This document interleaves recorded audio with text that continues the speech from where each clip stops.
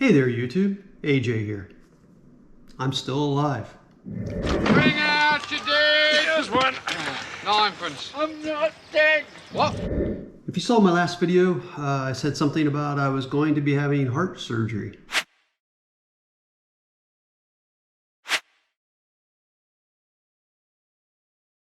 And I did. I had a double bypass. But it is 12 days past heart surgery. I'm still here. He says he's not dead. Yes, he is. I'm not. He isn't. Well, he will be soon. He's very ill. I'm getting better. No. I can't do a lot of heavy work, so I got a very light video today, but I think it's interesting. What we're going to be working on today is my horn button.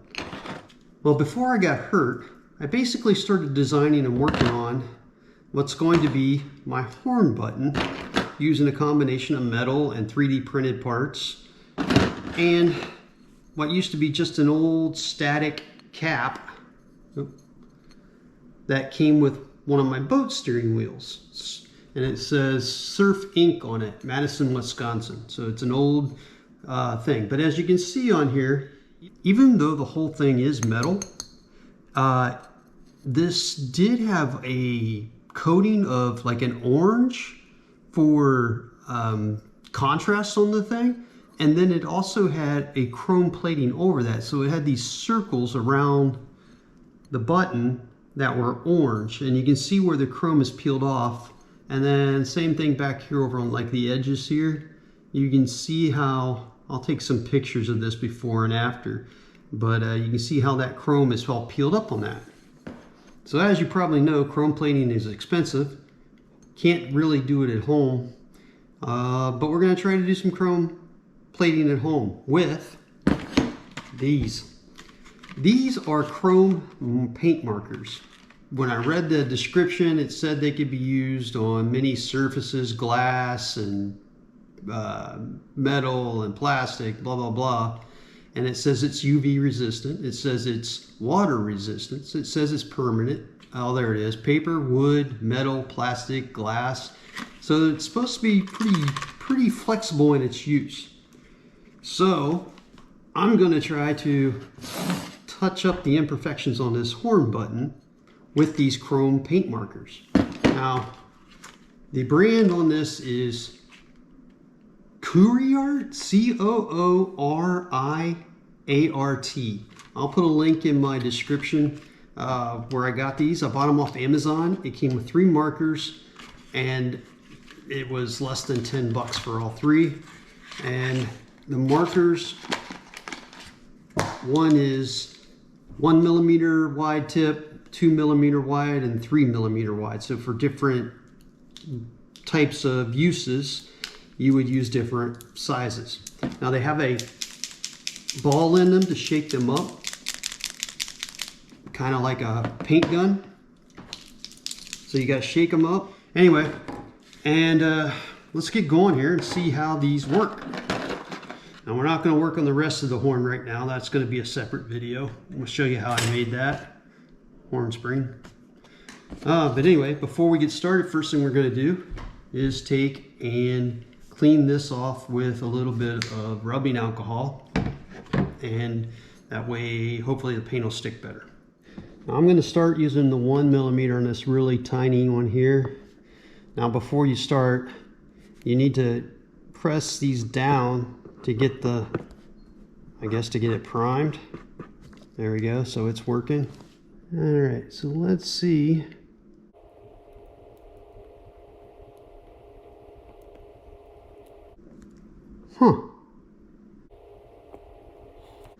Well, so far that doesn't look too bad. All right, trying to think what we should fill in first and last. Let's do this little one right here by the center.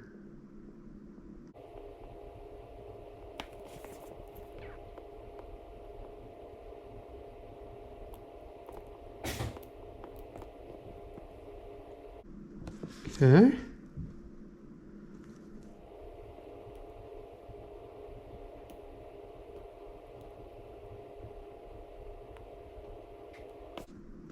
Well, so far at first brush, It doesn't look that bad. I mean, it looks a lot better than the chipped paint that I had.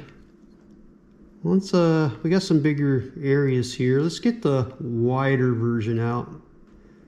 Gotta make sure we don't, maybe I don't want to do that. Let's keep going with the thin one.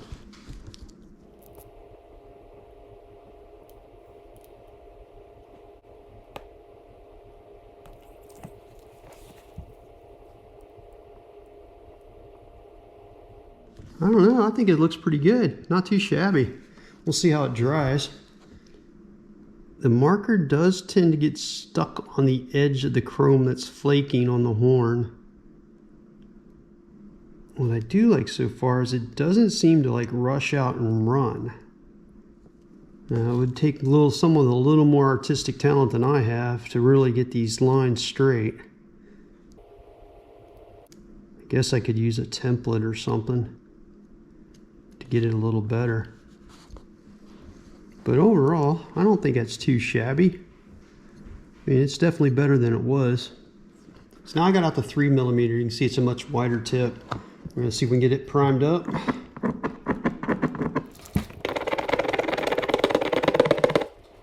Yep, it's starting to come through. There it goes. All right, so we can see it's primed up. And we're just going to use this wider tip to kind of quickly work this side.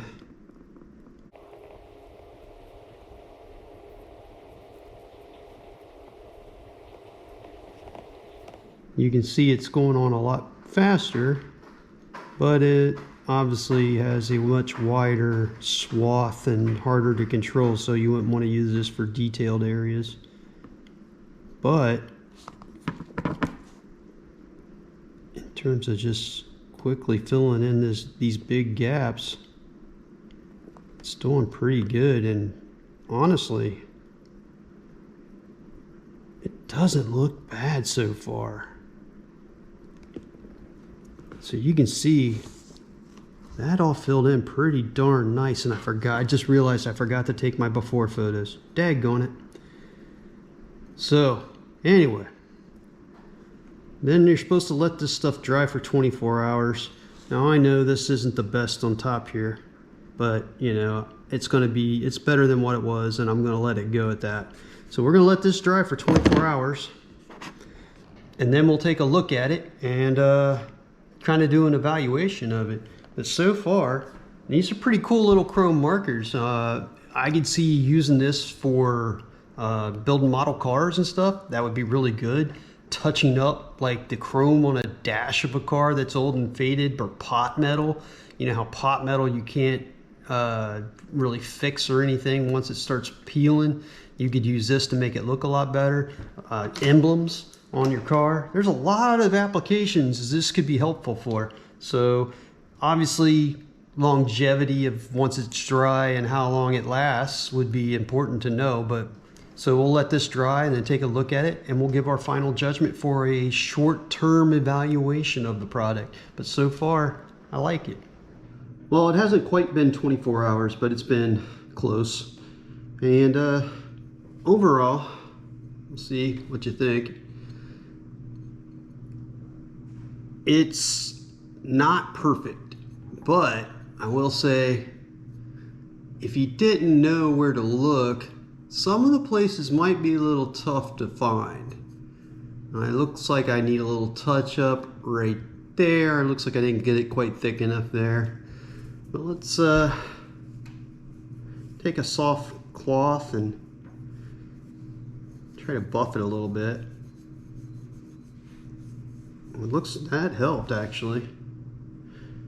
Now, obviously, I need to touch up that one spot again, but that did help.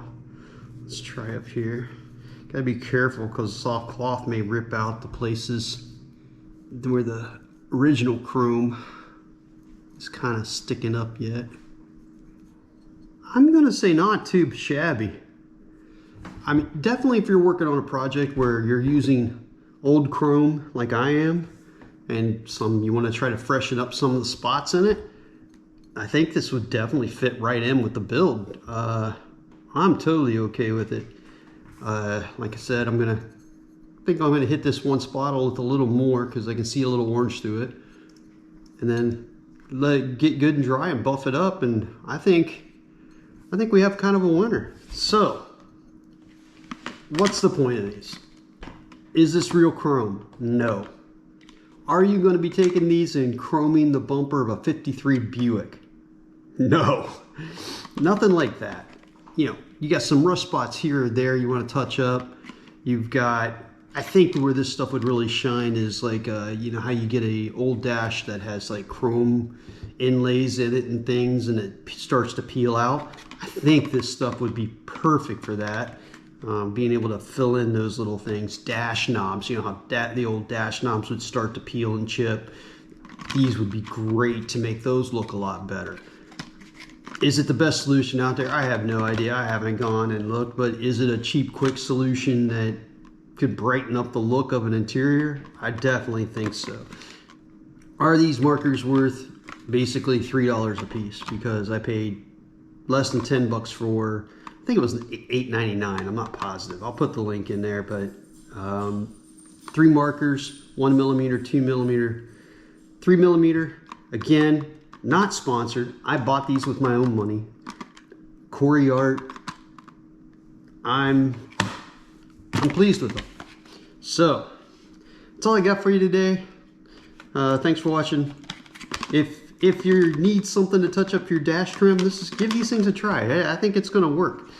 You know, you might have to over time touch them up a few times, but it may be easier than trying to source new knobs, or definitely cheaper than chroming parts. Again, you're not doing a high-end build. You're not doing something where everything's got to be perfect. I mean, like for me, my car is going to be good from far from good. So I'm totally okay with this. Someone just walking by, they're not going to like look down and start picking out oh my gosh, he's touched up his horn button. So I'm not worried about that. So anyway, thanks for watching. I'm getting better. Hopefully it's still going to be a few weeks before I'm allowed to pick up heavy stuff and start working again. I'm not allowed to put more than 10 pounds of force on my upper body, so you know, I can't pick up much. You know, I mean, trying to use a drill, it's more than 10 pounds of force. So there's just not a whole lot of car work I can do right now. So I'm going to be trying to pick away at a bunch of the little things that have to get done at some point, and not just kind of get myself ahead. I don't know by next video if I'll be able to actually finish making the horn button assembly and showing you how that works, but maybe. But whatever we get into, until then, YouTube, later.